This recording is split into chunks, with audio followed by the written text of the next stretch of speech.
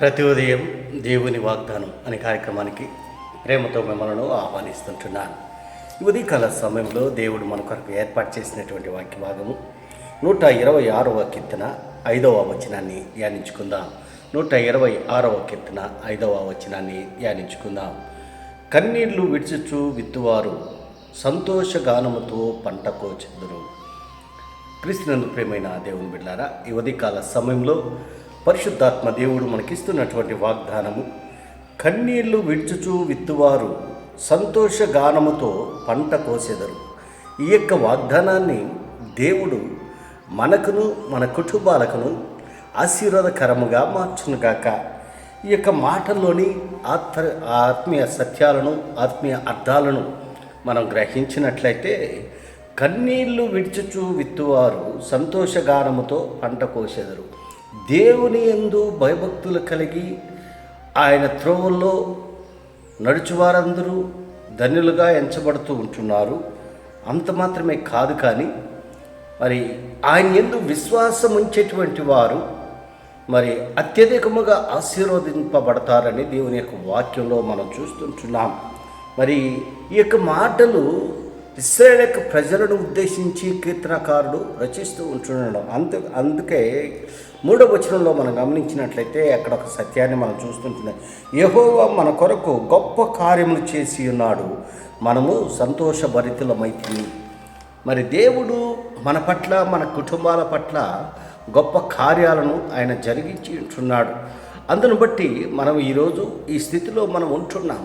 ఇశ్రాయేలు ప్రజలు కూడా మరి ఐగుప్తు దేశంలో వారు బానిసలుగా అనేక బాధలను అనుభవించారు, అనేక కష్టాలను ఎదుర్కొన్నారు. మోయలేనటువంటి భారములను వారు మోశారు. అయినా దేవుడు వారి పట్ల కనికరము చూపి వారి పట్ల జాలితో వారిని ఐగుప్తులో నుండి బయటికి నడిపించాడు, తప్పించాడు, రక్షించాడు. అనేక రీతిలుగా దేవుడు వారిని పోషించాడు. క్రీస్తునందు ప్రియమైన దేవుని బిడ్డలారా, వారు కష్టాల్లో ఉన్నప్పుడు, వారు ఇరుకుల్లో ఉన్నప్పుడు, ఇబ్బందుల్లో ఉన్నప్పుడు దేవుడు వారిని ఎంతగానో కాచి కాపాడుతూ ఉంటున్నాడు. మన ఆత్మీయ జీవితంలో, మన వ్యక్తిగత జీవితంలో కూడా అనేక కష్టాల గుండా మనం వెళ్ళినప్పుడు, అనేక మరి బాధల్లో మనం ఉన్నప్పుడు దేవుడు మనకు ఆదరణకర్తగా ఆయన ఉంటున్నాడు. మనల్ని తప్పిస్తూ ఉంటున్నాడు, మనల్ని నడిపిస్తూ ఉంటున్నాడు, మనల్ని పోషిస్తూ ఉంటున్నాడు. ఎందుకనగా ఆయన నమ్మినటువంటి బిడ్డలను ఎన్నటికి చేయి విడిచేటువంటి దేవుడు కాదు, ఎన్నటికి ఆయన తిరస్కరించేటువంటి దేవుడు కాదు. హక్కును చేర్చుకొని మరి ఆయన మనల్ని కాచి కాపాడేటువంటి దేవుడుగా ఉంటున్నాడు. కన్నీళ్లతో ఒకవేళ నువ్వు బాధపడుతూ ఉన్నట్లయితే సంతోషాన్ని నింపేటువంటి దేవుడు, నీ దుఃఖాన్ని సంతోషంగా నింపేటువంటి దేవుడు. మరి అందుకే ఇక్కడ కన్నీళ్లతో కన్నీళ్లు విడుచుచు విత్తువారు మరి సంతోషగానముతో పంట కోసేదరు, సంతోషంగా మరి పంటను కోసేదరు అని ఇక్కడ మనం చూస్తున్నాం.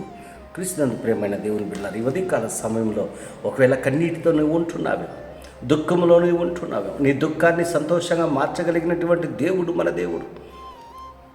నీ యొక్క బాధల నుండి విడిపించేటువంటి దేవుడు మన దేవుడు. ఎందుకనగా ఆయన సర్వశక్తి కలిగినటువంటి దేవుడు. ఆయనకు సమస్తము సాధ్యమైనటువంటిది. ఆయనకు అసాధ్యమైనటువంటి కార్యం ఏది లేదు. ఒకవేళ నువ్వు దుఃఖంలో ఉన్నట్లయితే, దేవుని సన్నిధిలో ప్రార్థించినట్లయితే, నీ దుఃఖంని తీసివేసే, సంతోషాన్ని నింపే దేవుడు మన దేవుడని ఈ కొద్ది మాటల ద్వారా నేను హెచ్చరిక చేస్తాను. దేవుడి యొక్క మాటలను మరి ఎక్కువగా మీకును, మీ కుటుంబాలను ఆశీర్వాదకరంగా మార్చిన గాక. ఆమేన్.